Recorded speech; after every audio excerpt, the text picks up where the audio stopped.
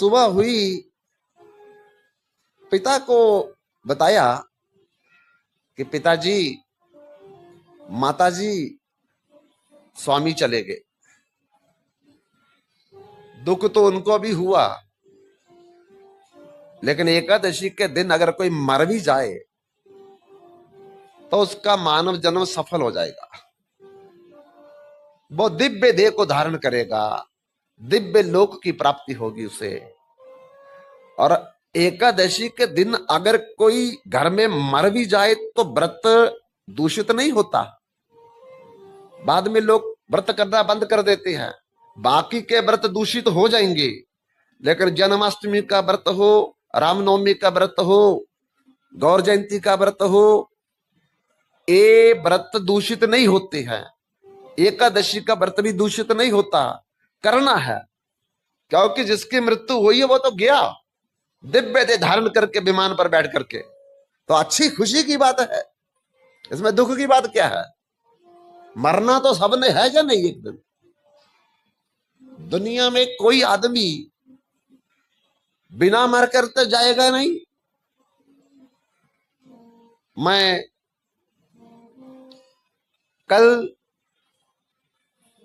कथा सुना रहा था दासराज की, कि जब दासराज वृद्ध हो गया, बाल सफेद हो गए, दांत गिर गए, आंखें धुंधली, श्रवण शक्ति कम, तो शीशे में देखा, डर गए,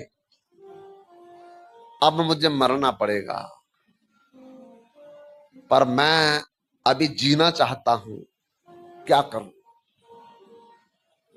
तो बंधुओं, अपने दोते के पास गया, भगवान वेद व्यास जी, और जाकर के बोला कि बेटा, मैं मरना नहीं चाहता, बचा लो मेरे को।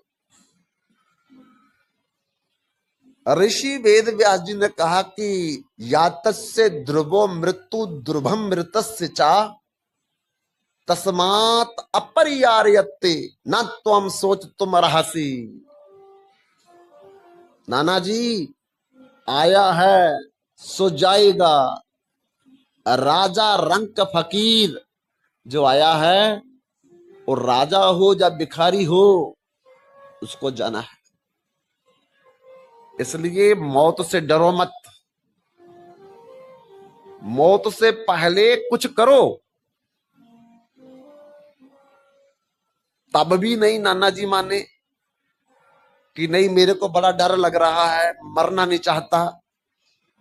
तब व्यास जी ने एक कथा सुनाई कि नाना जी, एक बार एक राजा को सपना आया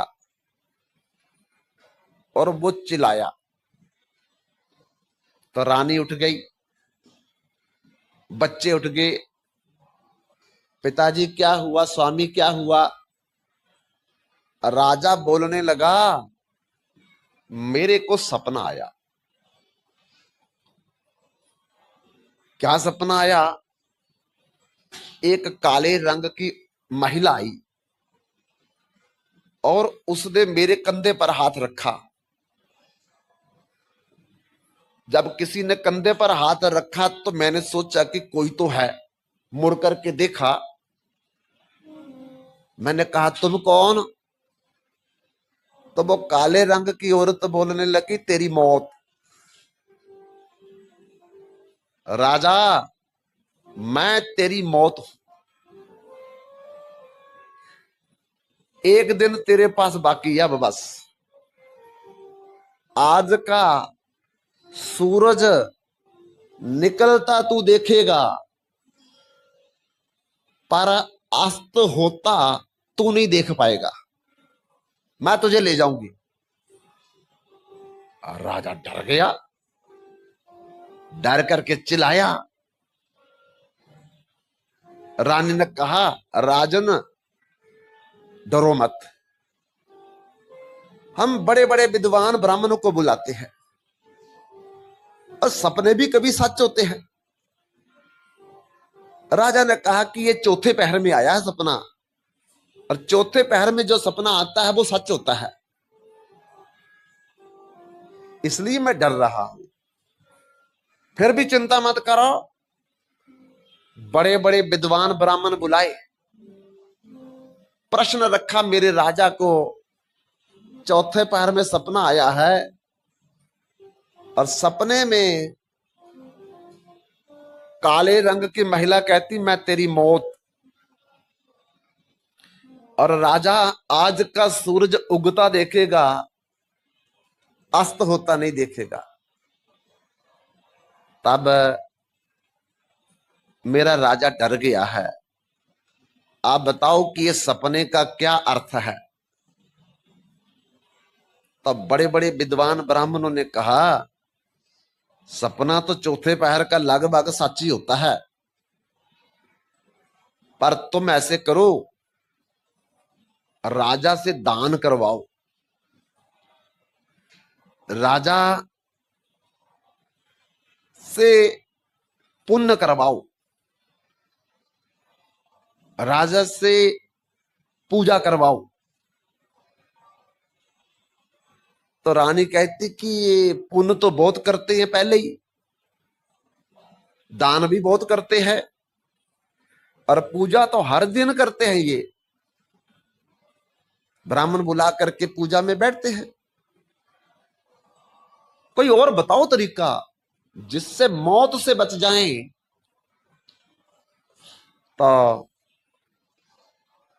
भगवान व्यास कहने लगे नाना जी, जब रानी ने ये बात कही ब्राह्मणों से, तो रानी संतुष्ट नहीं है, राजा भी संतुष्ट नहीं हुआ कि जो काम मैं पहले ही करता हूं तो उसको अभी भी करूंगा तो कहां बच जाऊंगा मैं। तब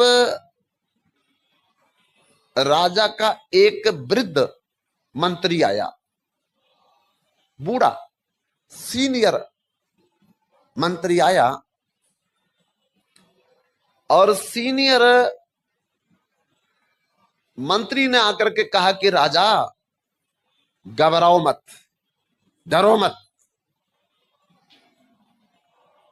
मैं आपको उपाय बताता हूं जिससे तुम मौत को जीत जाओगे। अच्छा बताओ क्या है? तो वो वृद्ध मंत्री कहता है कि आप अपने घोड़शाला से एक तेज दौड़ने वाला घोड़ा मंगवाओ,